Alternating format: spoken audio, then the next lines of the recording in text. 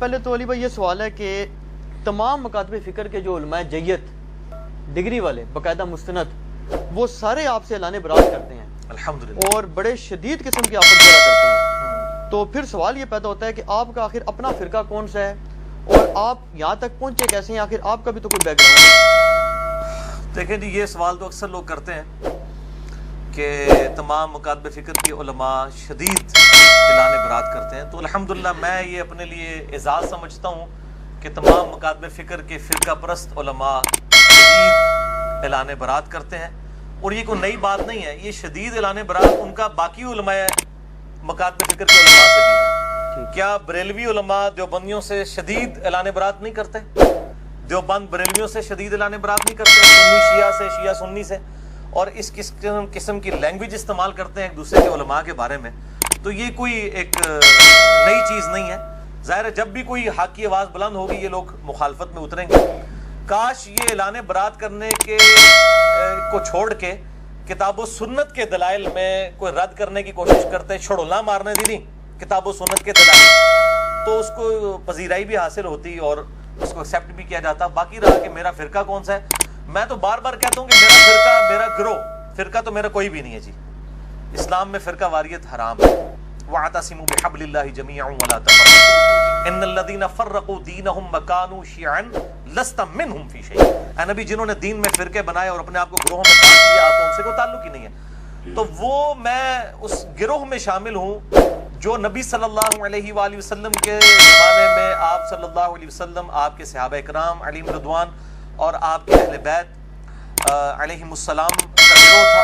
اور آج بھی الحمدللہ جو اس گروہ کے اندر شامل ہیں میں ان کی عزت کرتا ہوں. میں سب لوگوں کو الحمدللہ مسلمان سمجھتا ہوں جو بھی اللہ اور اس کے رسول اور صحابہ کرام اور اہل بیت کے ساتھ عقیدت رکھتے ہیں، ان کی تعلیمات کے اوپر الحمدللہ عمل کرتے ہیں. تو میں یہاں تک کیسے پہنچا ہوں؟ دھکے کھا کے جی. میں نے بیک گراؤنڈ تو اپنا شروع میں بتا دیا تھا کہ بیسیکلی میری جو بلٹ اپ ہوا ہے وہ ایک کٹر بریلوی خاندان کے اندر ہوا، اور بڑی چھوٹی عمر سے ہی میں سمجھ لیں ایک پریکٹسنگ قسم کا بریلوی تھا. پریکٹسنگ مسلمان نہیں، بریلوی. اور میں اس لیے نہیں بول رہا کہ میں بریلویوں کو نعوذ باللہ کو کافر سمجھتا ہوں، مسلمان ہی سمجھتا ہوں. مراد یہ کہ اپنے مکتبہ فکر کے اندر فلرش کرنے والا. یعنی میری عمر اس وقت ہارڈلی کوئی 10-12 سال تھی تو مسجد کے ساتھ تعلق بن گیا، اور بڑی چھوٹی عمر کے اندر ہی، یعنی مجھے صحیح طرح یاد ہے کہ میں مئی 1992 میں بالغ ہوا تھا، اور میں الحمدللہ اس وقت بھی 5 وقت نماز پڑھتا تھا الحمدللہ، اور رمضان المبارک کے روزے رکھتا تھا. اور اس کے بعد بڑی چھوٹی عمر کے اندر ہی دعوت اسلامی کا قرب مل گیا. الیاس قادری صاحب کا سبز پگڑی باندھنی شروع کر دی 1992 میں، 93 میں باندھنی شروع کر دی تھی. اور پھر آنورڈ تقریباً 2001 تک میں دعوت اسلامی میں رہا. اس کے بعد کچھ اختلافات کی وجہ سے میں الگ ہو گیا. اسی دوران میں انجینئرنگ یونیورسٹی سے بھی فارغ ہو چکا تھا ڈگری کر کے، اور پھر میری جاب بھی ہوگی اسلام آباد میں سرکاری محکمے کے اندر الحمدللہ. 19 گریڈ میں ہوں میں. تو بینگ میکینیکل انجینئر میری اس اعتبار سے تو ایکسپرٹیز تھیں، لیکن میں میٹرک لیول سے ہی کتابیں پڑھنے کا شوقین تھا. بہار شریعت میں نے 1994 میں پہلی دفعہ دلی سے چھپ کے آئی تھی. اس وقت مجھے یاد ہے میں نے 300 روپے کی خریدی تھی.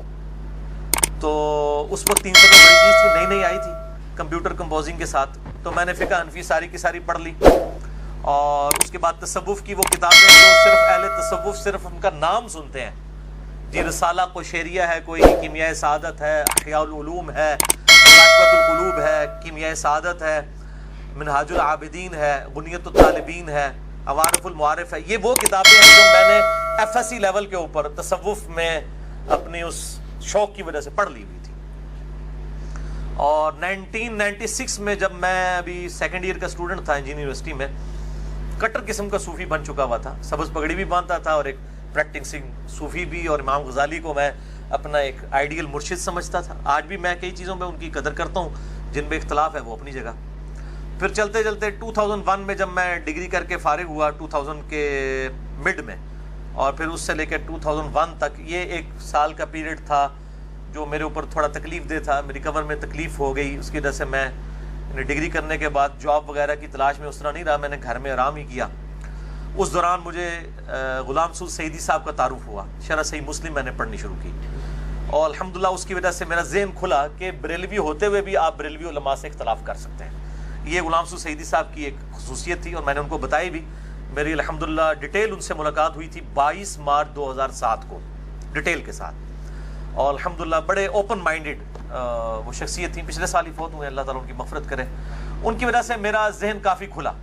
پھر آہستہ آہستہ میں نے صحیح مسلم پڑھنا شروع کی. غلام سو رضوی صاحب کی جو فیصل آباد والے ہیں, سردار صاحب کے مدرسے کے اندر وہ شیخ الحدیث تھے, وہ بھی فوت ہو چکے ہیں. بخاری مسلم میں نے بریلویوں کا ترجمہ ہی پڑھا, اور بس اس طریقے سے کام چلتا رہا. بل میں نے کبھی سوچا نہیں تھا کہ میں نے فرقہ واریت کو چھوڑنا بھی ہے. پھر ٹرننگ پوائنٹ میری لائف کے اندر آیا ہے مارچ 2007 میں, جب میں نے پہلی دفعہ قرآن حکیم کو پری ڈیٹرمنٹ رزلٹس کے بغیر قرآن پاک کا ترجمہ پڑھنا اور سننا شروع کیا. امام کعبہ کی آواز میں فتح محمد جلندری صاحب کا ترجمہ, اور ساتھ ساتھ کنز الایمان امام احمد بریلوی المتوفی 1340 ہجری بمطابق 1921 عیسوی, ان کا ترجمہ پڑھنا شروع کیا. تو کرتے کرتے میرا جو ہے دل وہ ٹلٹ ہو گیا اس حوالے سے کہ قرآن حکیم کے جو عقائد و نظریات ہیں ان کے اوپر میں کم از کم نہیں ہوں. پھر پیر نصیر الدین نصیر صاحب کا تعارف ہوا, ان کی کتابیں پڑھنی شروع کی.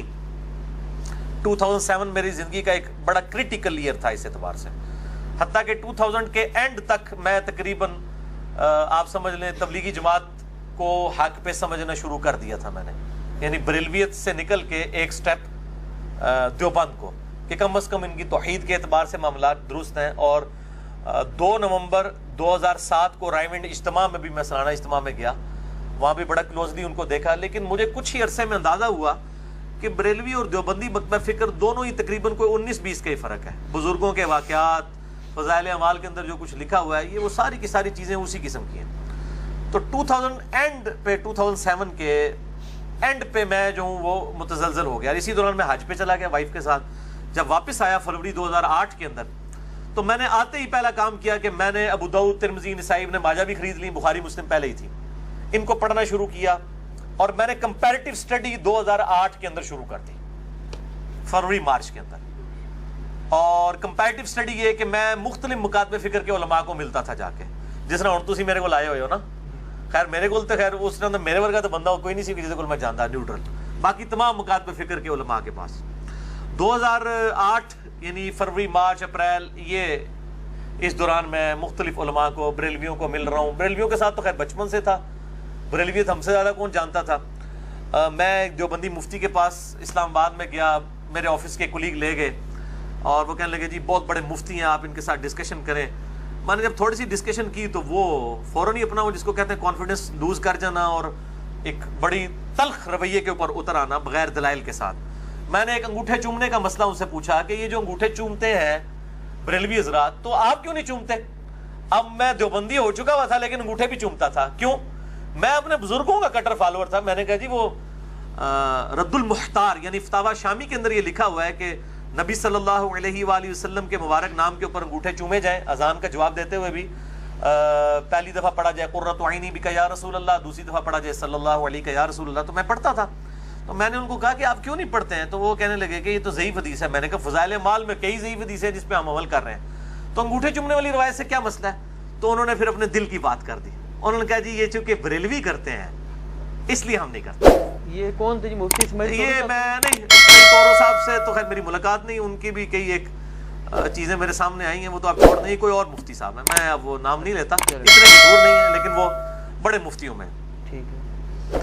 اور اسی طریقے سے الحمدللہ مجھے کہنے لگے جس قسم کی تم گمراہ کن باتیں کرتے ہو نا اور ہمارے بزرگوں کے بارے میں, مجھے کہتے ہیں جی آپ اختلاف امت اور صراط مستقیم پڑھ لیں. وہ بریلویوں کے پاس آپ چلے جائیں, وہ کہتے ہیں جال پڑھ لیں آپ احمد یار نعیمی صاحب کی, اور یہ یوسف لدھیانوی صاحب کی اختلاف امت اور صراط مستقیم, یہ سب نے اپنی اپنی ٹیکسٹ بکس رکھی ہوئی ہیں نا.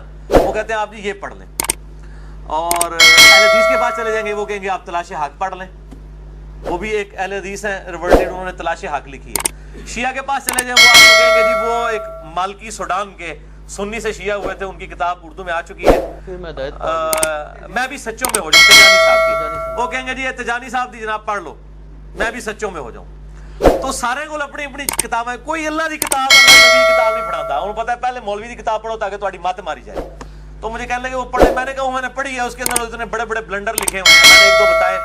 تو ان کے جناب وہ ادھر سے نا جھاگ چھوڑنی شروع ہوگی, غصے میں آ گئے. وہ کہتے ہیں تو ان قریب جو ہے نا گمراہ ہو جائے گا, تو اہل حدیث ہو جائے گا. میں نے کہا جی میں تو اہل حدیث کو گمراہ سمجھتا ہوں, میں نے کیوں اہل حدیث ہونا ہے؟ نہیں, اس طرح کی باتیں کرنے والے اہل حدیث ہو جاتے ہیں. خیر جب ہم نکلے, ہم 3-4 دوست تھے جو یہ ہدایت کا سفر اکٹھا طے کر رہے تھے, تو میرے ایک بھائی کہنے لگے جی آپ اس طرح کریں, اہل حدیث کو بھی چیک کر لیں, ان کو چیک کرنے میں کیا حرج ہے. تو خیر میں اہل حدیث علماء کے بارے میں یعنی رابطہ کیا اور مختلف لوگوں کے نام سامنے آئے. الٹیمیٹلی خیر جس شخصیت تک میں پہنچا, میری خوش قسمتی ہے, شیخ زبیر علی زئی رحمہ اللہ تعالی المتوفی 1435 ہجری میری خوش قسمتی تھی. اور میں شیخ صاحب سے کہا کرتا تھا کہ اگر میں آپ تک نہ پہنچا ہوتا تو میں اہل حدیث کو پہلے ہی کنکلوڈ کر لیتا بغیر تحقیق. بہرحال ان کے ساتھ میری ملاقات ہوئی 28 مئی 2008 کو, اور یوم تکبیر والے دن. 10 سال ہوئے تھے یوم تکبیر کو. 1998 میں پاکستان نے ایٹمی بلاسٹ کیے تھے, اس کو 10 سال پورے ہوئے تھے. اور اسی دن میں نے الحمدللہ پراپرلی جو ہے وہ سنت کے مطابق رکوع میں جاتے وقت, رکوع سے اٹھتے وقت رفع الیدین کے ساتھ نماز بھی شروع کی.